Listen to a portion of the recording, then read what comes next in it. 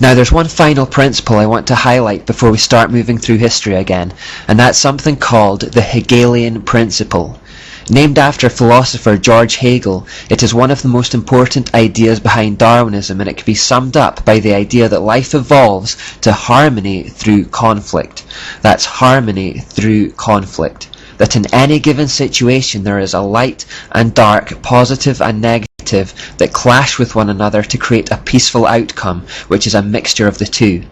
To put it another way, on one side you will have a thesis, and then directly opposed to it you will have an antithesis. As the two come into conflict with one another, the inevitable result is a synthesis of the two. So very simply, thesis v antithesis leads to synthesis. Hegel was a pantheist who believed that you could see this happening in nature all the time. Freemasons and occultists everywhere believed that this basic principle could then be used to help bring about a singular one-world order. As I mentioned previously, one of the mottos of the Illuminati is "order out of chaos." Like eugenics, they attempted to artificially advance a process that they believed was already happening naturally.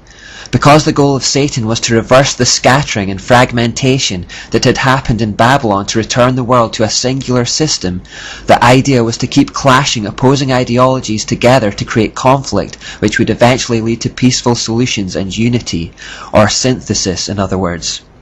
Do this over and over and over, and with the passing of time, all ideas would converge back into a single point. So the idea of the Illuminati was to deliberately set up opposing ideas to one another in the knowledge that the conflict would eventually cause the two to compromise and reach a middle ground. British politics is a great example of the Hegelian principle in action. Originally there was a left-wing Labour Party and a right-wing Conservative Party, and they were very distinct and stood for very different ideas. Through the years of rubbing them up against each other, however, they have both now compromised and gradually moved into the centre ground, to the extent that the British public now has no real choice at the polling office. They are voting for basically the same ideas and the same party dressed in different colours. It's partly through the Hegelian principle that the world is gradually homogenizing and separate cultures are beginning to merge into one another. Sometimes the homogenization occurs naturally as the world gets smaller, and sometimes situations are deliberately manipulated and conflicts created to aid the progress towards a one-world order. Of course, where conflict between two opposing ideas is necessary to create a synthesis, bloodshed and violence has been encouraged by the elite. Remember, the Jesuits talked about stirring up conflict in places where there had been peace to further their cause. It's the same idea. The end justifies the means.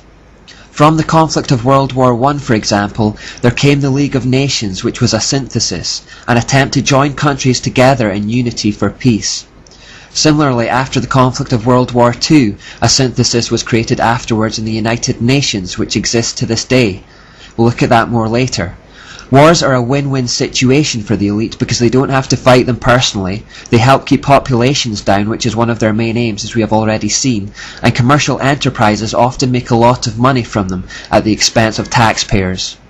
And now, having taken the time to establish the principles of the Enlightenment and what they set out to achieve, we'll look at their first attempt at overthrowing monarchies and destroying Christianity, the French Revolution.